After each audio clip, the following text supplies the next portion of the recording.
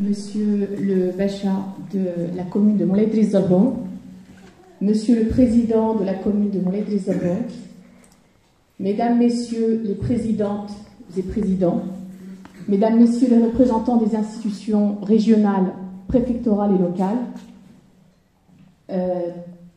tout respect du protocole gardé, je vous souhaite la bienvenue aujourd'hui à Moulay Idriss Zalbon pour célébrer ensemble la première édition de la Journée internationale de la montagne.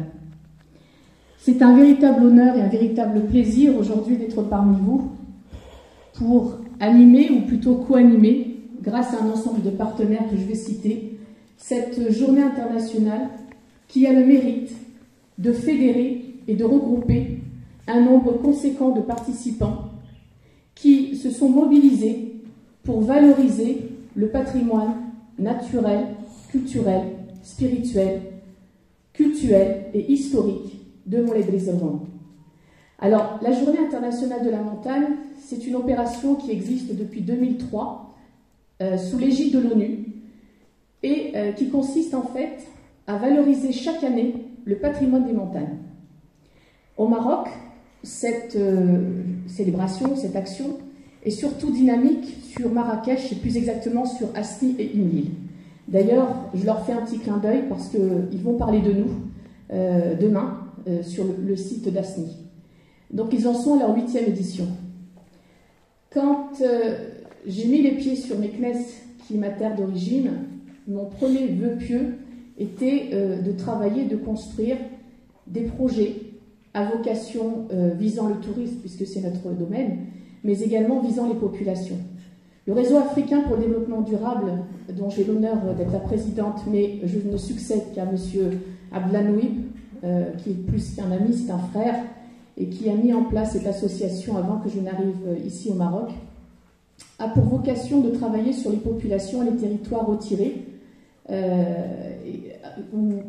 montagnes, mais également du monde rural en général. Et nous avons déjà travaillé et œuvré pour monter des actions un peu dans ce type-là. Et l'objectif de ces actions-là, c'est de donner la parole en fait aux partenaires et de pouvoir travailler sur ce qu'on appelle des projets intégrés structurés. Alors, cette première opération, cette première édition, donc on espère que ce sera la première et l'année prochaine qu'on pourra enchaîner sur la deuxième, elle répond à deux thématiques. La première thématique, c'est d'abord la valorisation du patrimoine naturel des montagnes. C'est pour ça que dans le cadre des Journées internationales des montagnes sous l'ONU, eh bien, les eaux et forêts, que je remercie, que je félicite, mais je le dirai tout à l'heure, sont le partenaire principal de cette action-là. Le deuxième partenaire important, c'est le tourisme. Donc là, j'ai à ma gauche notre président, M. Mohamed Amin Benouna, président du Conseil préfectoral du tourisme, qui représentera la profession. Donc ça, c'est le premier point. Le deuxième point, il y a chaque année un thème qui est suggéré par l'ONU. Cette année, le thème, c'est « Les femmes déplacent les montagnes ».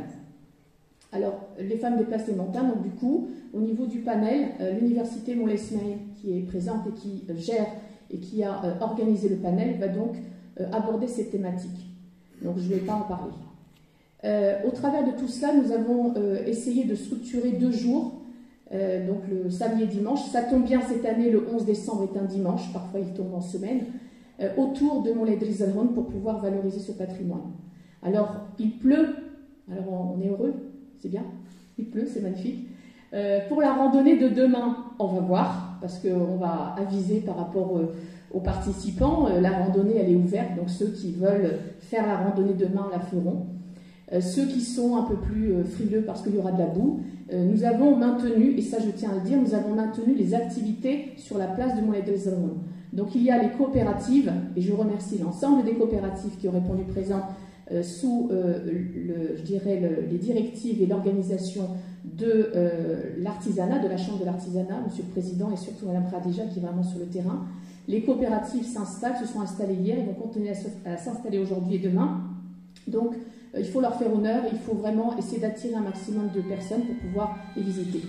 Et nous allons proposer les ateliers qu'on voulait faire à Moulay Idriss Zalbon, qu'on voulait faire à Bab el Mella, on les fera sur la place de Moulay Idriss Zalbon. Donc tous les ateliers éducatifs organisées par nos partenaires que je vais citer seront sur la place de Montlédris. Donc on aura en fait en frontal les activités pour nos jeunes et nos moins jeunes.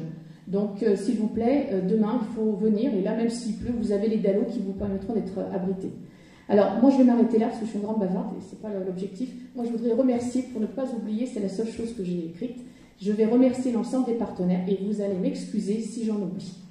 Alors je tiens d'abord à remercier le conseil régional donc, de Fès-Meknès, la préfecture de Meknès, le conseil préfectoral de Meknès, monsieur le Pacha de Montlédris-Zoroun et toutes les autorités compétentes, le conseil communal de Montlédris-Zoroun au nom de monsieur le président et de l'ensemble de ses bureaux, l'Office national marocain du tourisme, la direction régionale de l'Agence nationale des eaux et forêts, la délégation régionale du tourisme de Fès-Meknès, la direction régionale de la Chambre de commerce et d'industrie, le conseil préfectoral du tourisme de Meknès, l'association des guides de Meknès, la délégation régionale de l'artisanat, la délégation régionale de l'agriculture, la délégation provinciale de l'éducation nationale, l'université Moulay Ismaïl et le CAP, l'Institut culturel français de Meknès, le lycée Paul Valéry et son association l'APIFAM, l'ANAPEC, l'association Ismaïlia Cobra, l'agence de développement social, l'ODECO, l'AMED 21,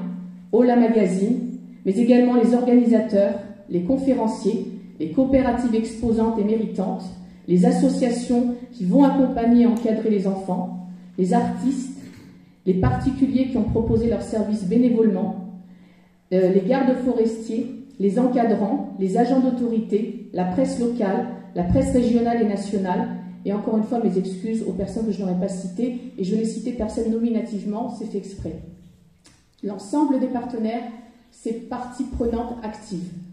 Tout le monde a contribué à sa manière, et au pied levé pour certains, et je peux vous assurer que c'est une grande première.